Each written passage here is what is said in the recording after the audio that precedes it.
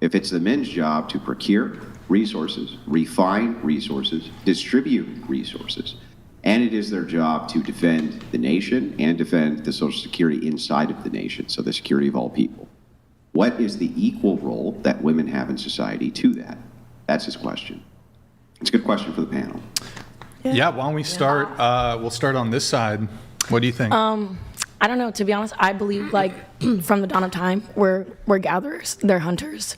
We're supposed to just be at home. And I mean, I love traditional wives. Abigail, respect. I want your life. I want the life. Honestly, yeah, because once I get married and I have kids, I truly believe because I chose that man and I already know his mindset enough to like choose him.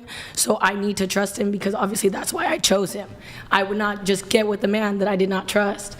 So I mean, yeah, blind's eye view. Like I would just kind of respect him all the way because I got to know him before we married. Hang on, Chair One. What about to the question, though? What is the equal responsibility to society that is equal to society set down for men? The equal responsibility that women have to that responsibility that I laid out that men have. What is the equal one that women have? I guess just keeping the home, keeping the kids, keeping everything stable on that side. All right, let's get somebody else. Go ahead. What about you? I would say it's nurturing, raising a family, teaching kids good principles, good morals, teaching them about the Bible. I think that's really important, as well as not providing, sorry, you wouldn't blame me, like cooking, taking care of the home as well. But overall, just ensuring the well-being of husband, kids, and the home. But men have to match up to that life as well. And I feel like that's also something in modern day that we do not see a lot. And so... Okay. In a perfect world, it's easy to talk about, here's the line, let's divide it, but It's not always that way. True. No, I agree with you guys that motherhood is absolutely an amazing gift and something that is obviously essential to society. Obviously, not every woman, though, is called to be mother. Some women never get married, and that doesn't mean that they are less valuable to society. And so you can absolutely still provide amazing value to the world as not a mother, but I do agree that motherhood is a amazing thing, amazing gift.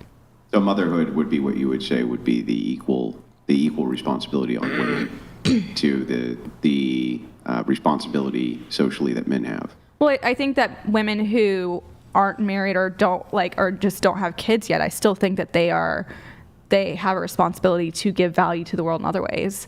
What are those ways? I'm curious. For instance, my job right now is working full-time in the pro-life movement.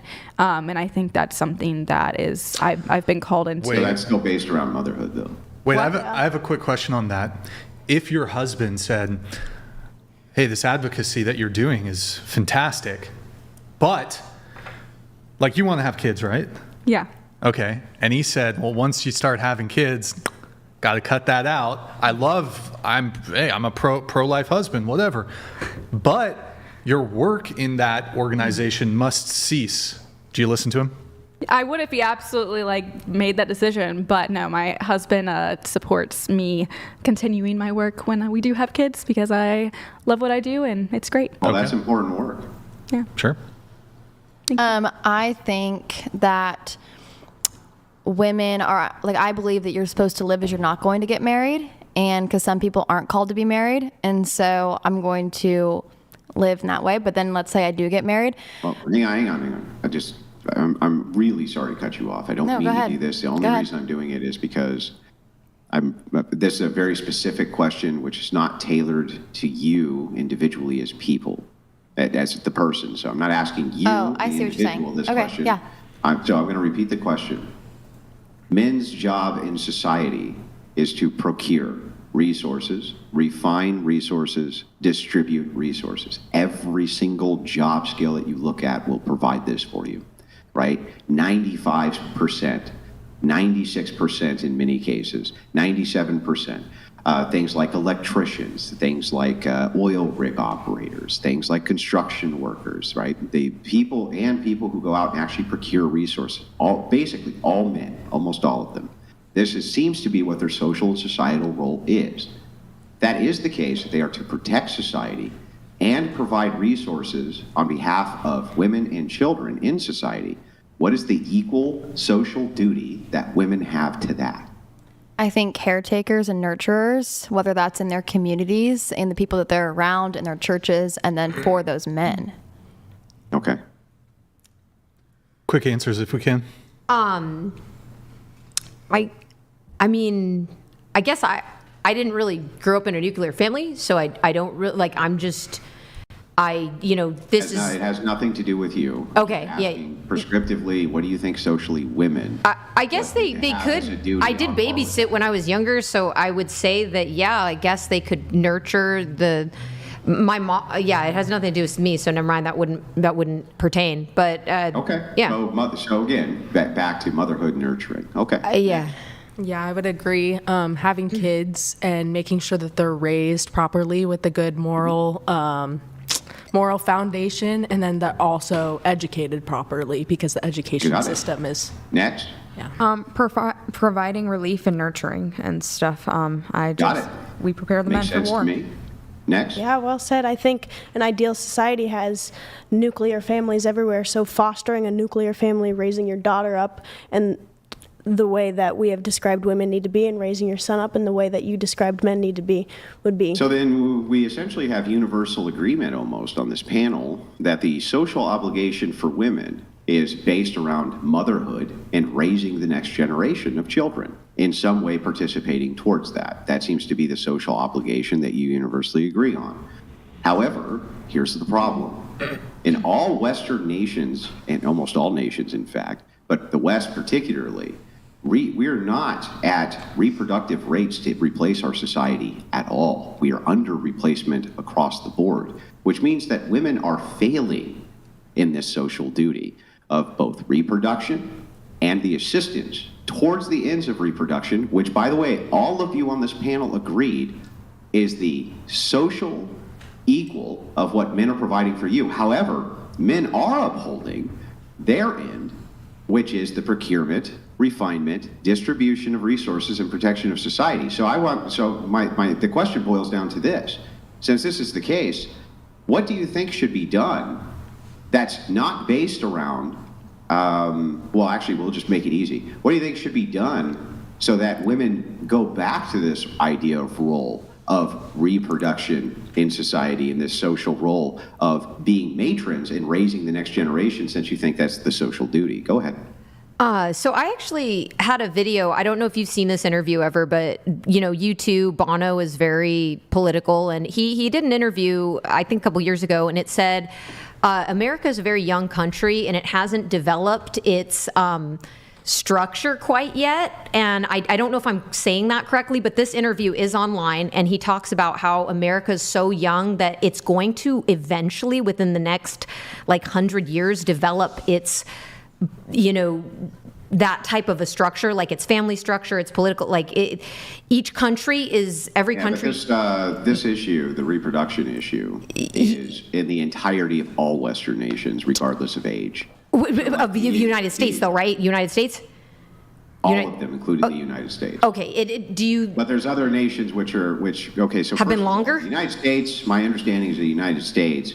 It's young. Is actually the oldest current established nation, with its original established foundational constitution. It's the oldest one that exists currently. I see the Pilgrim vibes kind of coming back. Now, other nations, which you could argue are China. much older, like England or the UK, things like this, sure, but they suffer from the same reproduction crisis. Really, I know Japan, and all of them. I think there's just.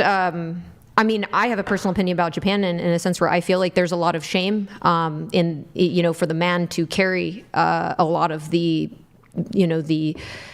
how do I say it, financial and responsibilities, and if anything happens, then it's dishonor to him. And how do you assist? So why won't women fulfill their social roles? Why won't women fulfill their social roles? Yeah, their social roles of reproducing, having the next generation, and assisting with that, which is what all you agreed, is the social role that women have if men are going to be providing all of this for them. I think there's a communication issue, between, not between me and you or anything, but there's a communication issue between men and women. I think that and this is just I've taken, polls from my own life and also, other situations and scenarios that I've heard of and seen just over the course of my 32 years. I think that like the problem is like the whole ghosting thing, that shouldn't even happen. That's going to kill a culture. Same thing with cancel culture. That's going to kill a culture. You got to, if you don't want to talk to somebody no more, you need to tell them why. Unless it was a super violent reason, you can bail, sure, but you got to tell them why so then they can at least utilize that reason for the next person. Like, why are you going to like hoard that information from them? So it's men's fault, or no? It's both faults. Oh, it's both. The cancel culture needs to stop, and so does ghosting. Both of them. That's going to kill killing culture. How is that going to assist with the reproduction? Because then people will be more honest. Like, hey, I didn't really like you because you're kind of hairy, or you're kind of like you're kind of masculine or something. And then I would remember that stuff because mostly dudes would just ghost me and then never tell me what was wrong. And all of a sudden, 10 years later, when I change, they hit me up, and then they want to be with me, and I'm like, what? Okay, so what was wrong with me? Oh, it was just, I don't know. And I'm like, no, you tell me what was wrong with me. And you should have told me then so I could have utilized that information and used it in my next relationship. It's men's fault. No. It's men's fault in my scenario, but I'm sure, I mean, for me, as of in the recent, like at least, because I had a problem with ghosting for a very long time, so I always told people this was just something in my mechanisms that I used myself. In the past 7 years, I always told people why I stopped talking to them. Absolutely, 100%. So you think that the reproduction crisis will be solved if people stop ghosting? It would be helped. It wouldn't be solved, but it would be helped.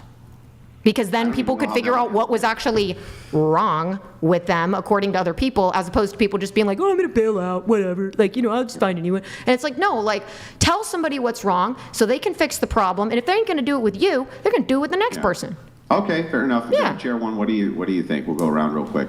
What if the social obligation is of women to reproduce and assist with reproduction, which all of you agreed is their role? Why do you think they're failing in that obligation? Honestly, I'm super agreeing. Honestly, if there was, give me 1 second. Okay, Chair two. Bruh. I wouldn't say this is something that like specifically comes down to like traditional women aren't doing their jobs. I feel like it's a problem all over the world in some countries a lot worse than the US. I think a lot of it comes down to economic stability. A lot of families don't feel comfortable with being able to provide for a large amount of kids. College tuition is expensive. While I do believe, I mean, people want that. Yeah, I think everybody wants that. They just want to have a sense of security. Can you explain why it is the poor have more kids than the rich and the middle class then, if it's about money?